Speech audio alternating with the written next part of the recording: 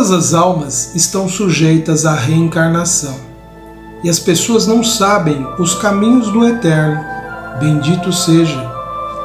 Elas não sabem que são levadas perante o tribunal tanto antes de entrarem neste mundo, quanto depois que o deixam.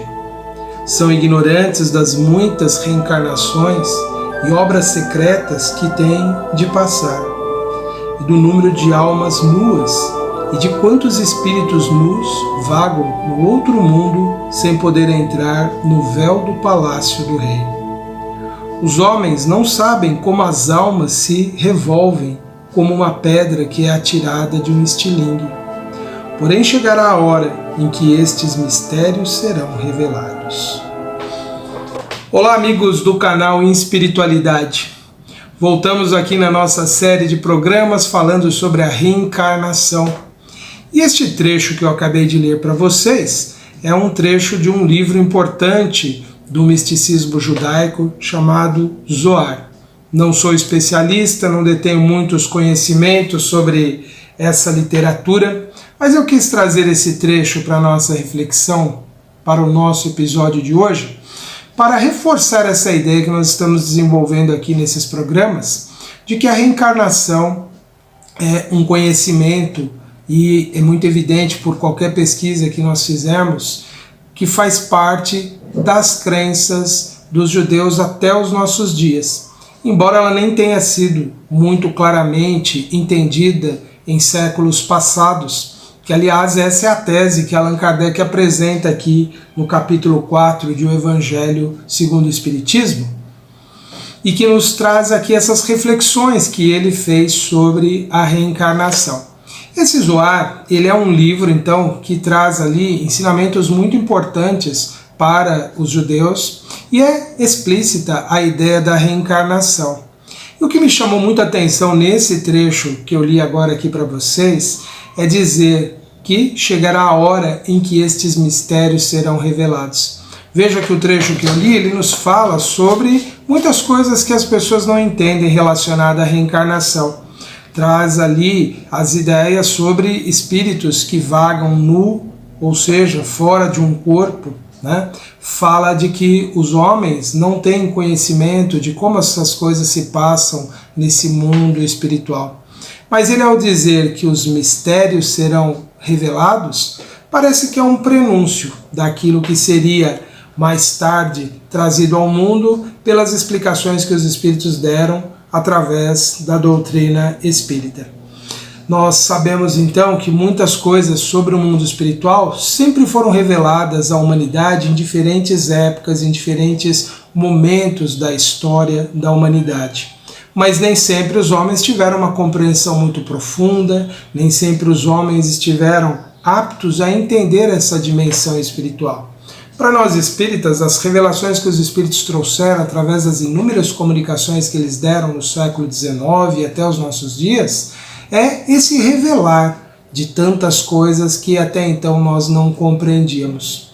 Como Kardec coloca em suas obras, seria necessário o avanço do conhecimento sobre o mundo físico, da natureza humana, uma compreensão maior e, sobretudo, maior liberdade religiosa para que as ideias novas pudessem surgir, ou melhor dizendo, as velhas ideias pudessem novamente serem explicadas. Então o princípio da reencarnação é um princípio sim que fazia, como faz parte até hoje, da religião judaica. Nós temos aqui no Evangelho segundo o Espiritismo algumas passagens que Allan Kardec selecionou e que fazem referência a essa crença então da reencarnação. Ele traz aqui um trecho do livro do profeta Isaías, lá no capítulo 26, o versículo 19, em que ele diz assim: os teus mortos viverão, os meus a quem tiraram a vida ressuscitarão. Despertai e cantai louvores, vós os que habitais no pó, porque o orvalho que cai sobre vós é orvalho de luz, e arruinareis a terra e o reino dos gigantes. Bem, esse trecho ele faz referências a algumas situações que podem parecer um pouco complicadas, né? Primeiramente, quando ele fala aqui, né, despertai e cantai louvores, vós que habitais no pó, é aquela ideia de que aqueles que morrem, que partem para a outra vida, na verdade estariam aniquilados, estariam adormecidos.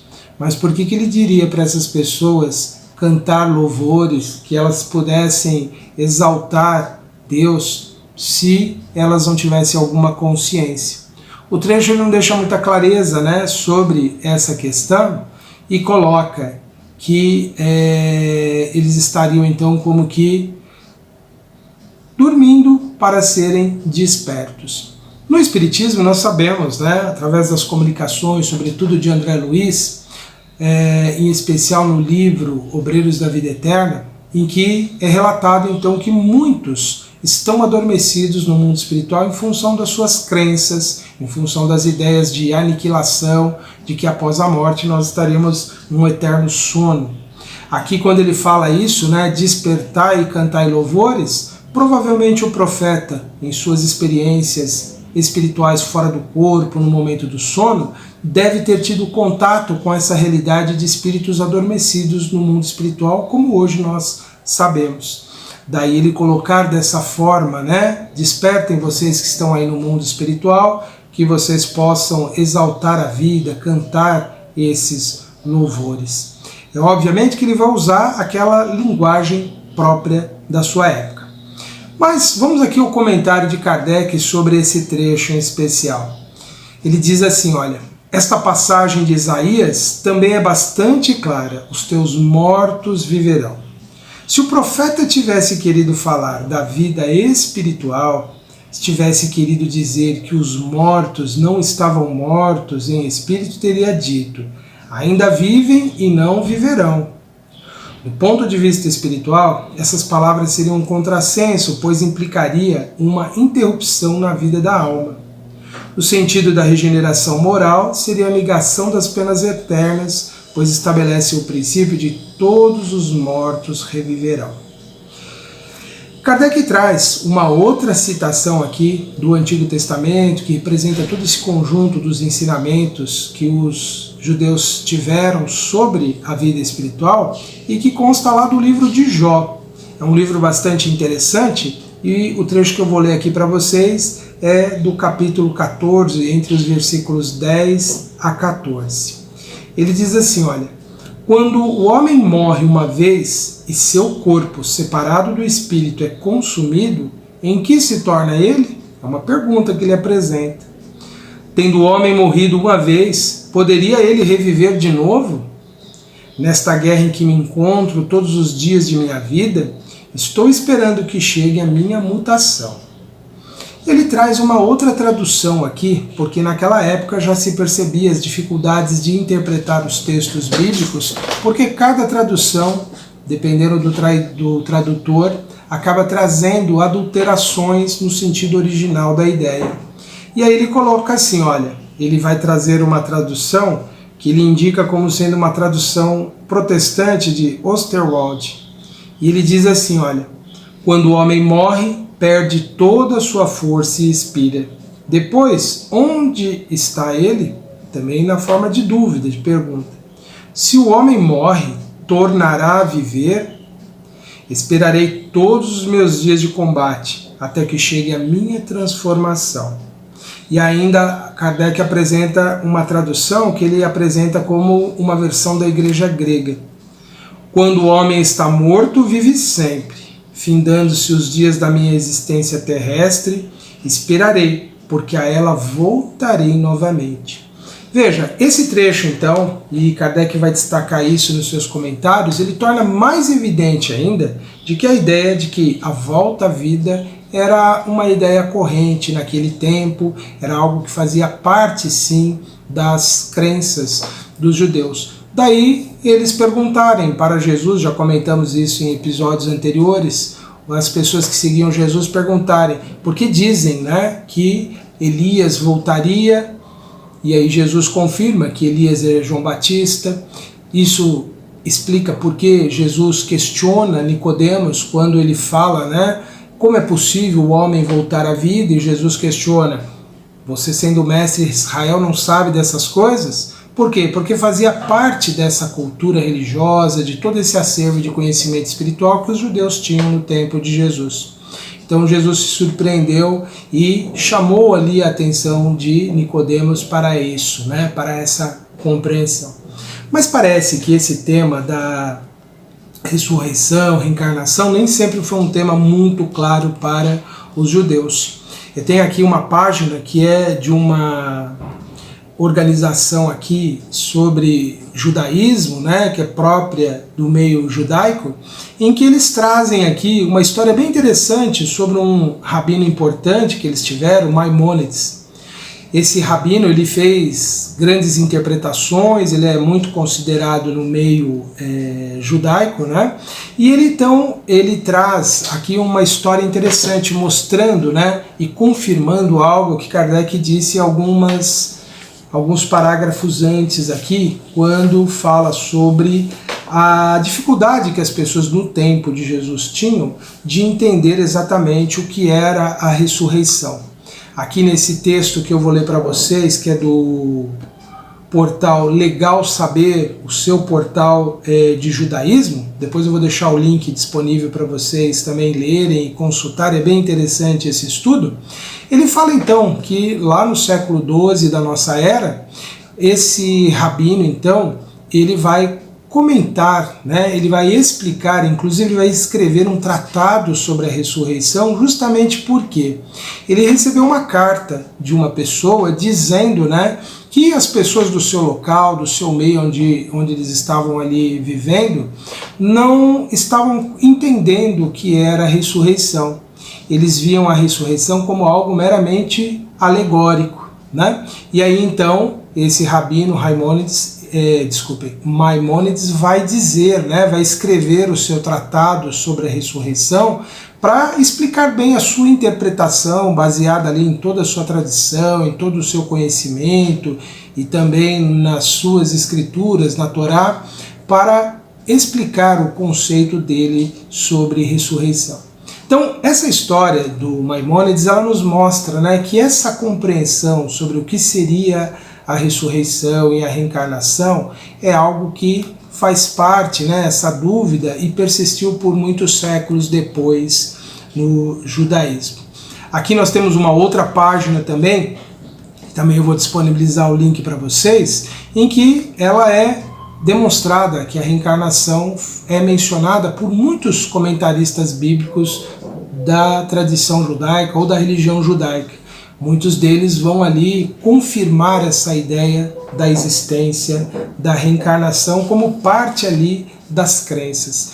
E eles partem dentro dessa mesma abordagem que nós temos no Espiritismo, né? Nos mostrando que a reencarnação, ela é uma oportunidade que a pessoa tem de reparar, de consertar, de refazer algo que ela deixou incompleto, inacabado.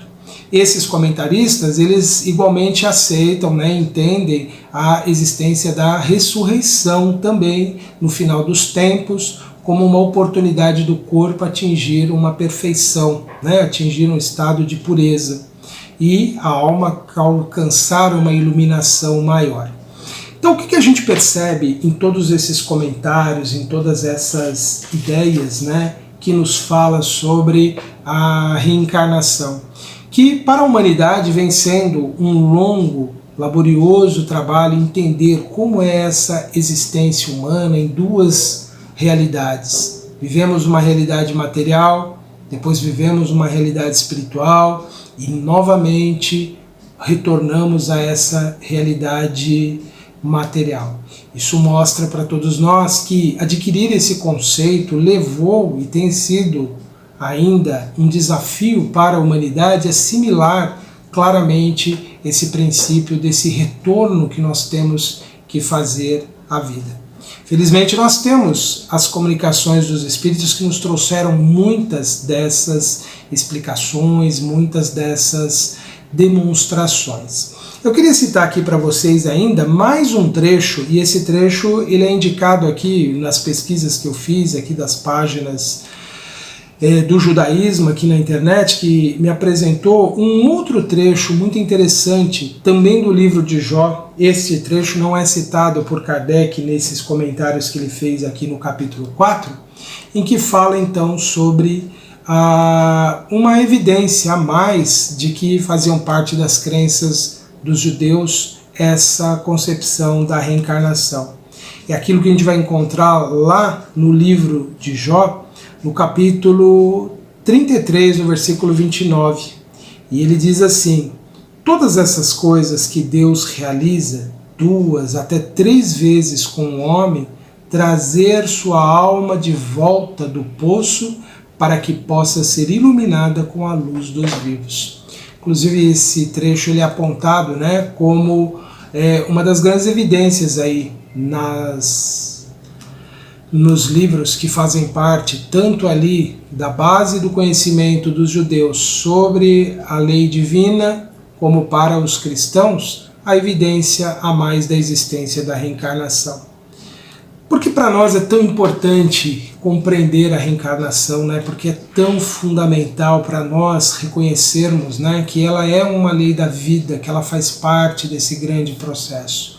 Porque é a reencarnação que nos ajuda a compreender muitas das dificuldades, muitos dos problemas, muitas das dores que nós passamos, que nós vivenciamos. Ela explica por que nós ainda passamos por tantas dificuldades e por tantos desafios.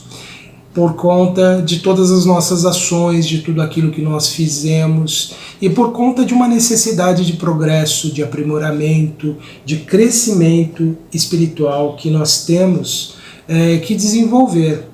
Nós percebemos que uma vida ela é sempre incompleta, já falei sobre isso com vocês em outro momento, mas uma vida ela é insuficiente para nos dar compreensão, clareza, entendimento sobre tantas coisas da vida, né? Como esperar que o homem atinja um estágio de paz, de harmonia, de equilíbrio, em que ele se conheça a si mesmo e que ele consiga amar o seu próximo sem que ele tenha tempo para isso? E sobretudo que ele tenha experiência, que ele tenha oportunidade, que ele tenha vivência, que ele tenha condições de aprender isso. Existem aqueles que acreditam que essa compreensão será dada por Deus no futuro. Mas nós temos que lutar hoje em nossas vidas, com as nossas limitações, sem saber muito, e só no futuro alcançar essa compreensão, só depois que nós passarmos por todo o desafio? Ou seria preferível que nós fôssemos gradualmente aprendendo com a experiência, desenvolvendo a nossa compreensão, nosso entendimento das leis divinas e fôssemos vivendo essas leis e fôssemos nos adaptando, nos ajustando. Isso mostra, mais uma vez, né, que a ideia da reencarnação ela nos favorece melhor o nosso crescimento, o nosso desenvolvimento, ela nos dá mais oportunidade para alcançarmos essa grande realização de se tornar humano do que apenas uma curta e limitada vida. Então eu quero, neste instante, convidá-los para o nosso momento de prece, de reflexão, elevando a Deus o nosso agradecimento pela vida e pedindo ao Pai a bênção, o amparo, a força para que todos nós possamos superar os nossos desafios, os nossos impedimentos e as nossas lutas. Pai de infinita misericórdia, nós agradecemos, Senhor, por todas as oportunidades, por tudo que nos cerca na presente existência e que possamos, com a nossa disposição de aprender, de crescer, nos tornarmos a cada dia melhores, mais capazes de compreender, de auxiliar, de perdoar e de desculpar. Dá-nos a força, Senhor, de prosseguirmos para que possamos avançar em nossa evolução. Que tenhamos a força, a fé, a determinação nesses dias. E que os nossos corações não se esfriem. Que possamos sempre nos sentir tocados pela dor do nosso próximo, e nos sintamos mobilizados a auxiliá-los. Permita, Senhor, que assim seja, graças te damos. Meus amigos, estas foram as nossas reflexões para este momento. Continuaremos ainda falando da reencarnação sobre outros aspectos, e o nosso próximo tema será a ideia de que os laços familiares são fortalecidos pela reencarnação. E por que reencarnamos com as pessoas que fazem parte da nossa família, ou porque um dia nós buscamos outras pessoas para compor a nossa família. Por trás de tudo isso, a grande lei divina nos reconduzindo a grandes e importantes reencontros. Então eu convido a todos no nosso próximo programa estarem aqui acompanhando conosco. E continue acompanhando a nossa programação aqui no canal Espiritualidade. Conheça também o site espiritualidade.com.br, faça parte da nossa comunidade e também continue acompanhando aí as nossas atividades através do site antenormorais.com.br. Um grande abraço a todos e até a próxima.